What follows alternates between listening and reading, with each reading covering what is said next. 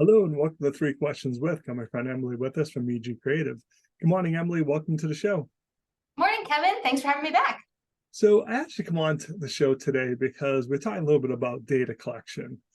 And I know we're supposed to collect data so we can measure it, but I find that sometimes we collect so much data, we just get overwhelmed and we're like, forget it. You must say that all the time. Absolutely. I talk to so many business owners, and we're talking from like small solopreneurs all the way through like pretty big companies where they're collecting all this data and they don't know exactly what to do with it all. Sometimes they don't even know what they're collecting or where to find it. And other times they know, but they're just totally overwhelmed by like, what does this even mean? What do I do with it? Things like that. It's very confusing for a lot of people.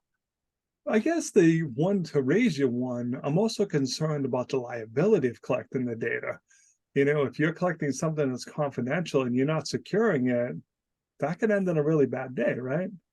Yeah, and I'm really glad you brought that up because that's something that a lot of people, especially in the States, don't think about. When you're collecting data, you might think that it's pretty innocuous: name, location, address, payment details, what have you. But that data is actually really personally identifiable. It's called PII, personally identifiable information. And you, as the person collecting that data, are responsible for safeguarding it. This is especially true if you do any business or you have any customers or website visitors who live in California or the European Union, because both of those locations have really strong privacy laws to protect their residents' data. So you're responsible for safeguarding it and making sure that nothing bad happens to it. And so if you don't entirely know what you're collecting or where it's being stored or how it's being protected, that can open you up to risk. Now, I'm not a lawyer, but I've worked with enough data over the years that I've seen it. Sometimes it's easy to collect data that's personally identifiable and you don't even realize it. So what's the advice? What should we be collecting? We realize we can't not collect anything, but we also know we can't go to that extreme. So what's the middle ground?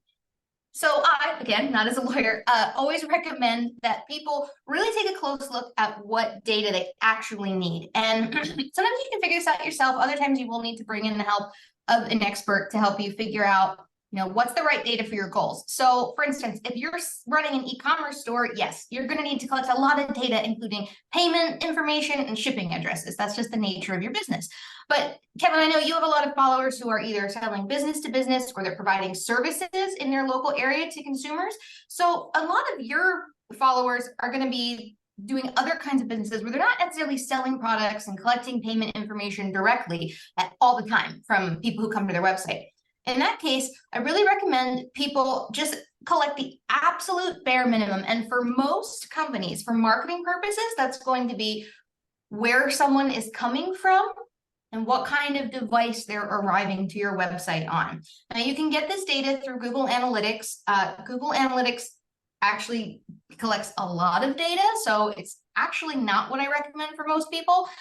There are a few other tools you can use. If you have a website through a platform like WordPress or Shopify or Squarespace, there's some built-in data analytics that are going to collect just those bare basics, and that's enough for most people to start understanding where their customers are coming from. If you're really looking to dig into your marketing and go further with SEO or digital ads, there are very specific tools that we can use that will help you collect just the absolute necessary pieces of data, store them in a way that is respectful of data privacy, and take some of that stress and confusion off so you know that you only have the bare minimum for what you need to get done. So Emily, what should people do? How should they reach out to learn more about this? Because obviously this is an important topic for everyone watching. Yes, absolutely. I love talking to people about how they can better utilize data and potentially reduce some of the data that they're collecting. So you can find me on LinkedIn. Just search for my name, Emily Gertenbach. Same thing. If you search on Google, I'll come up. You can also visit stressfreeseostrategy.com. That'll take you to a page that has information on how I help people figure out exactly what kinds of marketing activities they need to be doing to target the right users. And as part of that, we make sure that you're only collecting the necessary data. Emily, I appreciate you taking a few minutes to call into the show. And as always, thanks for being my friend. Thanks, Kevin.